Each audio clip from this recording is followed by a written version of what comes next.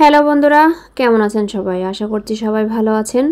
আজ আমি আপনাদেরকে একটি খুবই ভালো real life crime story film ব্যাখ্যা করতে যাচ্ছি, যা সম্প্রতি মুক্তি পেয়েছে, যার নাম ডেড মেইল। এই মুভিটিকে খুব বিপজ্জনক করে তোলে এই ব্যাপারটি যে এটি একটি বাস্তব ঘটনার উপর ভিত্তি করে তৈরি এবং চরিত্রগুলোও একদম আসল, যাদের সম্পর্কে আপনি শেষে দেখতে পাবেন এই কেসের পরে তাদের কি হয়েছিল। তাই অবশ্যই শেষ পর্যন্ত দেখে থাকবেন। আর যদি এখনও আমার চ্যানেলটা সাবস্ক্রাইব করে না থাকেন তাহলে অবশ্যই আমার চ্যানেলটা সাবস্ক্রাইব করে পাশে থাকা বেল বাটনটাও অন করে দিবেন। চলুন তাহলে কথা না বাড়িয়ে সরাসরি ভিডিওতে চলে যাই।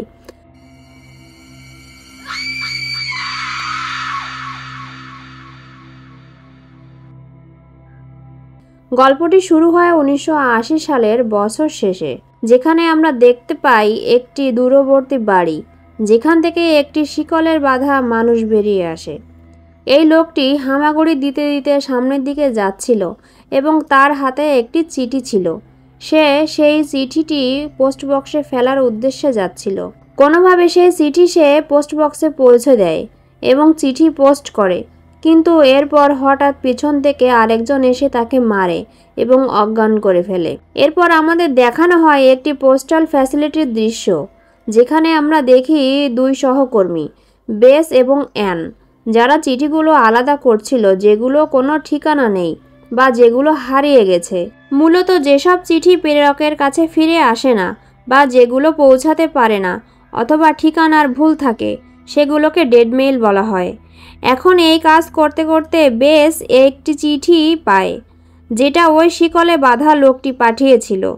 চিঠির উপরে রক্ত লেগেছিল, যেটা পোস্ট বক্সের ভেতরে রাখা হয়েছিল। বেস এটা দেখে খুব অবাক হয়। আসলে সেই চিঠির ভেতরে লেখা ছিল, আমাকে বাঁচান, আমাকে অপহরণ করা হয়েছে। সাথে একটি ঠিকানাও লেখা ছিল, কিন্তু অপহরণকারীর নাম সেখানে লেখা হয়নি। সম্ভবত অপহরণকারী দেখে ফেলেছিল বলে সে নামটা লিখতে পারেনি। এখানে বেশ প্রথমে এটাকে কোনো ধরনের প্র্যাঙ্ক বা মজা মনে করে। যাই হোক, এরপর সব চিঠিগুলো সংগ্রহ করে তারা একজনের কাছে নিয়ে যায়, যার নাম জ্যাসপার। জ্যাসপার হচ্ছেন একজন মেল ইনভেস্টিগেটর, যিনি ডেড মেইলগুলোর সঠিক ঠিকানা খুঁজে বের করেন এবং সেগুলোকে পৌঁছে দেন সঠিক ঠিকানায়। এরপর অ্যান এবং বেস মেইলের বাক্সটা জ্যাসপারকে দিয়ে আসে, যাতে জ্যাসপার সেই রক্ত লাগানো চিঠিগুলো দেখতে পায়, কিন্তু প্রথমে বিশেষ মনোযোগ দেয় না। তারপর বেস এবং অ্যান চলে যায় এবং জ্যাসপার তার কাজে ব্যস্ত হয়ে পড়ে। এখন ঠিকানা ট্রেস করতে জ্যাসপার তার বন্ধু রেনির সাহায্য নেয়। উদাহরণস্বরূপ, রেনি একটা নেকলেসের ঠিকানা খুঁজে বের করে দেয়, যেটার কোনো ডেলিভারি ঠিকানা ছিল না, এবং খুঁজে বের করে যে ওই নেকলেসটা আসলে কার। তারপর জ্যাসপার সেই মহিলাকে কল করে এবং মহিলা বলে হ্যাঁ, সেটা তারই নেকলেস। এরপর যাই হোক, জ্যাসপার সেই ঠিকানা নিয়ে নেকলেসটা ফেরত দেওয়ার প্রক্রিয়া শুরু করে।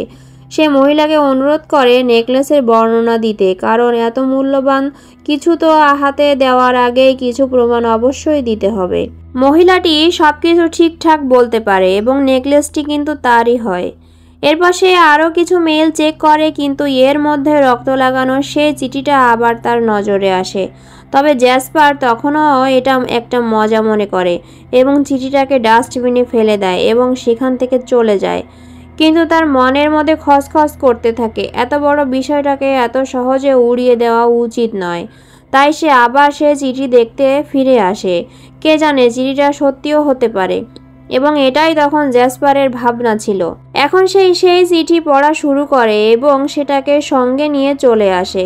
এরপর সে তার রুমে আসে, যেখানে আমরা জানতে পারি যে জ্যাসপার একটি হোস্টেলে থাকে। ঠিক আছে, রুমে আসার পর সে দেখে চিঠিতে রক্ত লেগে আছে। সেটা আসল না নকল এটা পরীক্ষা করে এবং সে বুঝতে পারে রক্ত একদম আসল। এরপর সে গোসল করতে যায়, যেখানে তার নতুন রুমমেটের সাথে দেখা হয়। এখন সিন পাল্টে যায়। সে রুমে ফিরে আসে এবং ঘুমিয়ে পড়ে, এবং তার রুমমেটও আসে, যে তখন সে চিঠি পরীক্ষা করছিল। পরের দিন জ্যাসপার তার অফিসে যায়। সেখানে সে রেনিকে ফোন করে এবং চিঠি সম্পর্কে সব কিছু বলে।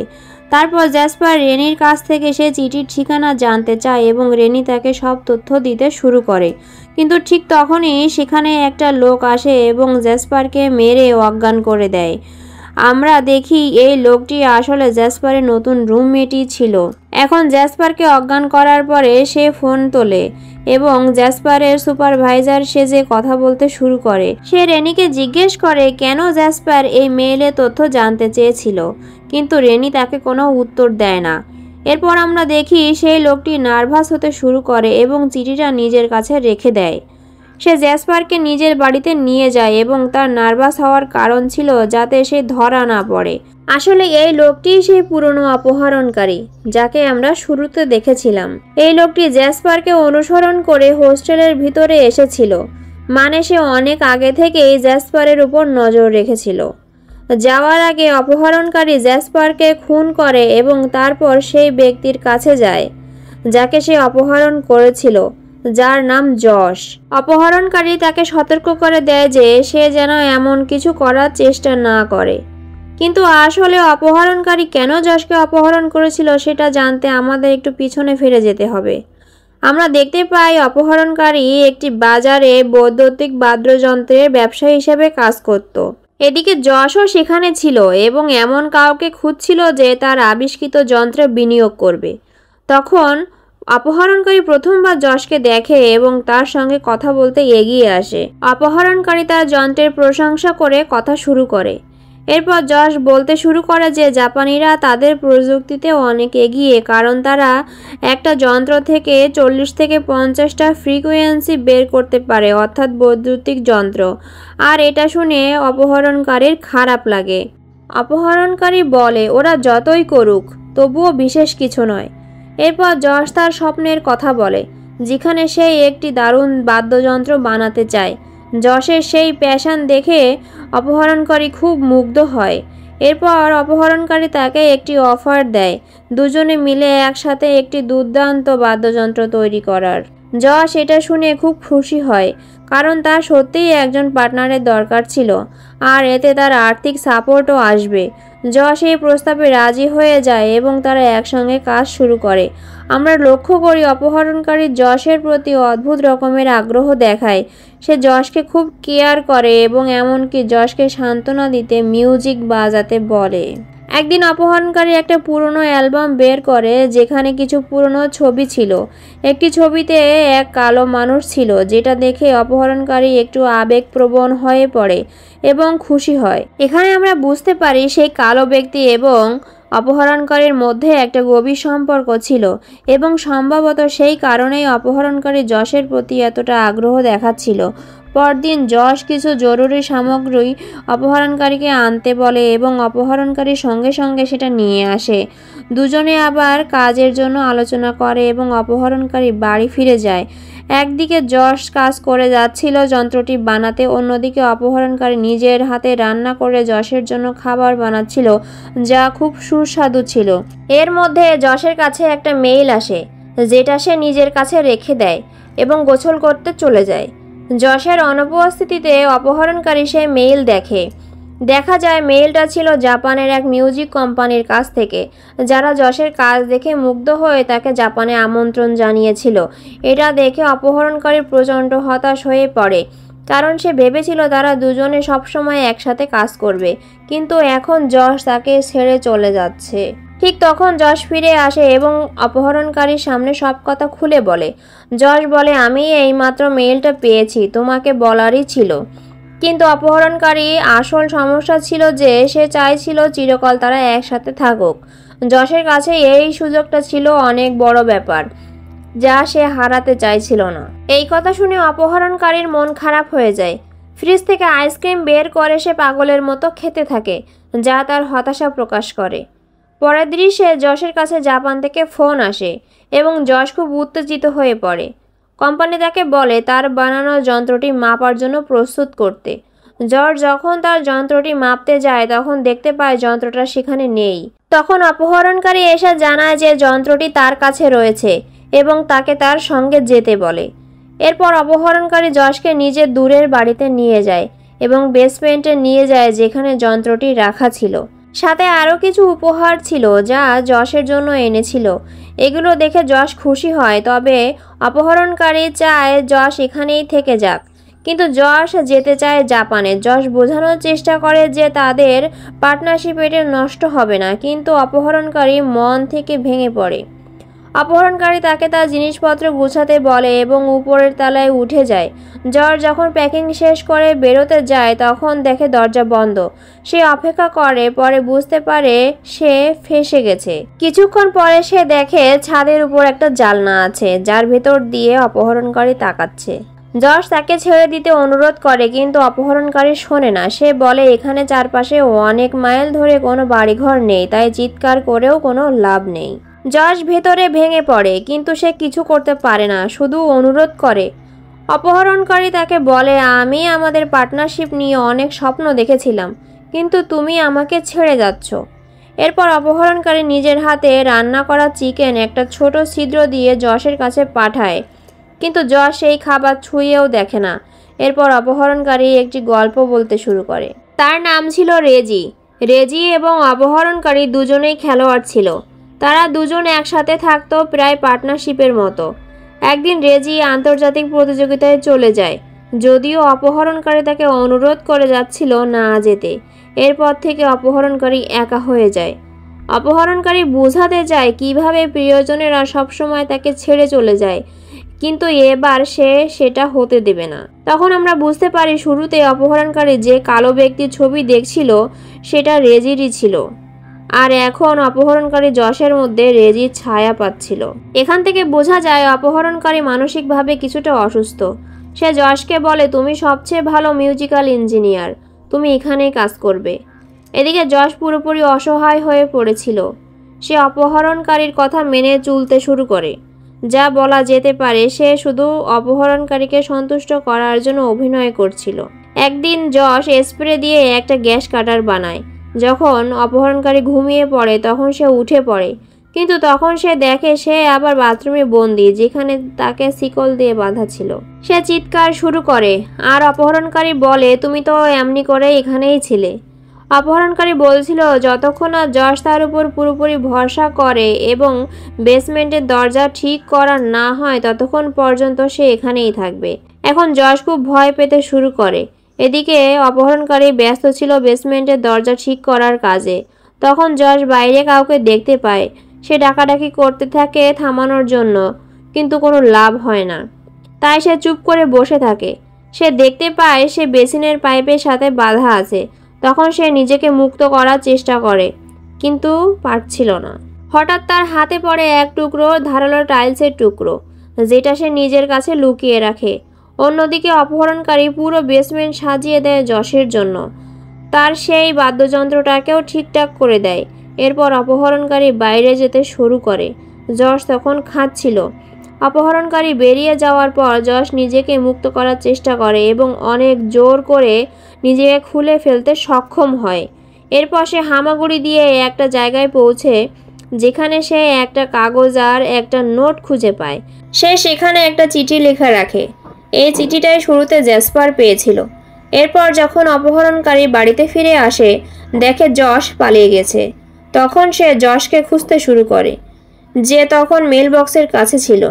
এটা দেখে অপহরণকারী তাকে থামাতে ছুটে আসে, কিন্তু এর মধ্যে যশ সেই চিঠিটা মেল বক্সে ঢুকিয়ে দেয়। অপহরণকারী এসে যশকে অজ্ঞান করে ফেলে এবং মেল বক্সের ভেতরে উকি দেয়, কিন্তু অপহরণকারী সেখানে সেই চিঠি দেখতে পায় না। তারপর সে যশকে আবার বাড়ির ভিতরে নিয়ে আসে। এটা ছিল সেই সিনেমা শুরুর দৃশ্য। এবার সে যশের হাত দুটো একটা বেসবলের ব্যাটের মাথায় আঠা দিয়ে লাগিয়ে দেয়, যাতে অবস্থা আরও ভয়াবহ হয়ে যায়। এরপর সে আবার মেলবক্স খুলতে যায়, কিন্তু সেটা খুলতে পারে না। তাই সে একটা স্প্রে গ্যাস কাটার নিয়ে আসে, কিন্তু এদিকে পোস্ট অফিসের গাড়ি এসে মেলবক্সের সমস্ত চিঠি নিয়ে চলে যায়। অপহরণকারী তখন সেই গাড়ির পিছনে দৌড়ায়। সেখান থেকে সে একটা স্থানীয় পোস্ট অফিসের সন্ধান পায়, যেখানে জ্যাসপার কাজ করত। ট্রেন সেই অফিসের রেকর্ড থেকে জ্যাসপারের খোঁজ বের করে। এরপর সে জ্যাসপারের সাথে একটা রুম নেয় এবং রাতে ঘুমানোর সময় জ্যাসপারের অফিসের অতিরিক্ত চাবি চুরি করে নেয়। সে পরে সেই অফিসে যায়। তখনই দেখা যায় জ্যাসপার সেই রক্তমাখা চিঠির ঠিকানা রেনের কাছ থেকে নিচ্ছিল। সেই সময় অপহরণকারী সেখানে গিয়ে জ্যাসপারকে খুন করে, কিন্তু ঘটনাক্রমে একজন গার্ড এটা দেখে ফেলে। তখন গার্ড আতঙ্কিত হয়ে অপহরণকারীর দিকে গুলি চালায়, কিন্তু গুলি অপহরণকারীর উপর বিশেষ প্রভাব ফেলে না, বরং অপহরণকারী উল্টেই গার্ডকেই মেরে ফেলে। এরপর অপহরণকারী আবার সেই দূরের বাড়িতে ফিরে আসে, যেখানে সে সমস্ত প্রমাণ মুছে ফেলে। তারপর সে যশের কাছে গিয়ে বলে তার কারণে তাকে কত সমস্যার সম্মুখীন হতে হয়েছে। এরপর সে যশের হাত থেকে আঠা ছাড়িয়ে দিয়ে তাকে দড়ি দিয়ে বেঁধে দেয়। এরপর দৃশ্য পাল্টায়, যেখানে দেখা যায় রেনে জানতে পারে জ্যাসপার আর বেঁচে নেই। তখন সে সেই চিঠির ঠিকানা থেকে অপহরণকারীর ফোন নাম্বার বের করে এবং প্রমোশনের অজুহাতে অপহরণকারীকে ফোন করে, কিন্তু অপহরণকারী রেনের ফোনে কোনো আগ্রহ দেখায় না এবং ফোন কেটে দেয়। তখন রেনে সরাসরি জ্যাসপারের অফিসে ফোন করে, সেখানে আন্ন ফোন ধরে। আন্ন রেনেকে বলে জ্যাসপার এখন আর তাদের সাথে নেই, যদিও রেনে এটা আগে থেকেই জানতো। আসলে জ্যাসপারের মৃত্যুর ব্যাপারে একটি মামলা চলছিল, যা বন্ধ করে দেওয়া হয়েছিল এই বলে যে গার্ড প্রথমে জ্যাসপারকে মারে এবং পরে নিজেকে। মানে পুরো ঘটনাটা সাজানো ছিল, আর সবকিছুর পেছনে ছিল অপহরণকারী। রেনে আন্নকে বলে যখন সে শেষবার জ্যাসপারকে ফোন করেছিল তখন সেখানে আরেকজন উপস্থিত ছিল এবং সে গার্ড ছিল না। সেই ব্যক্তি জ্যাসপারকে সেই রক্তমাখা চিঠি সম্পর্কে জিজ্ঞাসা করেছিল। এরপর রেনে সেই চিঠির ঠিকানা থেকে বাড়ির সব তথ্য বের করে এবং জানায় যে খুনি ছিল জ্যাসপারের পরিচিত কেউ, কারণ সে জ্যাসপারের নাম জানত এবং রেনে তখন ফোনে ছিল। এরপর রেনে, বেস আর আন্ন মিলে সিদ্ধান্ত নেয় যে তারা জ্যাসপারের জন্য ন্যায় বিচার নিশ্চিত করবে। বেস আর আন্ন চলে যায় ডরমিট্রিতে। সেখানে তারা জ্যাসপারের সম্পর্কে জানতে চায় যে কে তাকে চিনত, কিন্তু ম্যানেজার কোনো তথ্য দিতে অস্বীকার করে। তখন বেস আর আন্ন দেয়ালে লাগানো কিছু ছবি আর নাম দেখে, যেখানে আসা যাওয়া লোকদের ছবি টাঙানো ছিল। সেখানে অপহরণকারীর ছবিও ছিল, কিন্তু তারা সেটা খেয়াল করে না। এরপর রেনে কিছু নম্বর আর নাম বের করে, যেসব মানুষ সেই এলাকায় ছিল যেখান থেকে চিঠিটা এসেছিল। তারপর বেস আর অন্য বাড়ি বাড়ি খোঁজা শুরু করে। এদিকে আমরা দেখি অপহরণকারী যশের জন্য খাবার বানাচ্ছে, কিন্তু সেখানে বিষ মিশ্রিত ছিল। এখানেই বোঝা যায় অপহরণকারী এখন যশকে মেরে ফেলতে চলেছে, কারণ যশ আর তার কোনো কথাই শুনছিল না এবং এখন সে লিমিট ক্রস করে সেই চিঠি মেইল করে দিয়েছে। তাই অপহরণকারীর কাছে আর কোনো রাস্তা খোলা ছিল না। অপহরণকারী যখন খাবার দিতে যায় ঠিক তখনই দরজায় বেল বাজে। এটা ছিল আন্ন। অপহরণকারী জানলা দিয়ে আন্নকে দেখে চিনে ফেলে এবং একটু ভয় পায়। তারপরেও সে দরজা খুলে আন্নকে ভেতরে ডেকে নেয়। বেশ বাইরে থেকে পুরো বিষয়টি লক্ষ্য করছিল। অপহরণকারী আন্নকে বসতে বলে এবং দরজা বন্ধ করে দেয়। এরপর সে সরাসরি বেসমেন্টে গিয়ে হাতুড়ি তুলে নেয় এবং কল্পনা করে কিভাবে সে আন্নকে মারবে। আসলে অপহরণকারী পুরোপুরি মানসিকভাবে বিকারগ্রস্ত ছিল। এদিকে আন্ন ঘরের ভেতরে জ্যাসপারের অতিরিক্ত চাবি খুঁজে পায় এবং বুঝে যায় অপহরণকারী আসল খুনি। এটা বুঝে আন্ন ভয় পেয়ে যায় এবং পালাতে চেষ্টা করে, কিন্তু দরজা বন্ধ ছিল। তাই সে অন্য রাস্তা খোঁজে। খুঁজতে খুঁজতে সে অপহরণকারী শোবার ঘরে পৌঁছে যায়। সেখান থেকে সে বেসমেন্টে দেখতে পায় এবং দুর্ঘটনাক্রমে যশকেও খুঁজে পায়। তখন সে যশকে মুক্ত করার চেষ্টা করে, কিন্তু ঠিক তখনই অপহরণকারী এসে পড়ে এবং দুজনকে একসাথে দেখে। অপহরণকারী মাইক্রোফোনে বলে তাদের বন্ধুত্ব শেষ, এখন যশ মুক্ত। এরপর অপহরণকারী কোথায় যেন চলে যায়। পরে দেখা যায় যশ বাড়ি থেকে বেরিয়ে আসে। সবশেষে রেনে, বেস এবং আন্ন মিলে পুরো ঘটনাটা ফাঁস করে দেয়, তবে অপহরণকারী তখনও মুক্ত ছিল। এরপর দেখা যায় অপহরণকারী মানসিকভাবে সম্পূর্ণ ভেঙে পড়েছে। সে নিজের তৈরি বিষ মিশ্রিত খাবার খাচ্ছিল। খাবার খাওয়ার আগে সে রেডিও চালায়, যেখানে যশ পুলিশকে সব বলে দিচ্ছিল কিভাবে অপহরণকারী তার সাথে অত্যাচার করেছে এবং সে কেমন বিকৃত মানুষ ছিল। এই কথা শুনে অপহরণকারী গভীর দুঃখ অনুভব করে। বোঝা যায় সে আর বাঁচবে না। আর তখনই একটা ব্লাস্ট হয়। এভাবেই সিনেমা শেষ হয়ে যায়। আশা করি আপনাদের সিনেমাটা ভালো লেগেছে। যদি ভালো লেগে থাকে তাহলে ভিডিওটা লাইক করবেন এবং চ্যানেলটা সাবস্ক্রাইব করবেন। আর অবশ্যই আপনারা কমেন্টের মাধ্যমে জানাবেন আপনাদের ভিডিওটা কেমন লেগেছে। তো বন্ধুরা, দেখা হবে আপনাদের সাথে পরবর্তী ভিডিওর সাথে। ততক্ষণ সবাই ভালো থাকবেন, সুস্থ থাকবেন। ধন্যবাদ সবাইকে।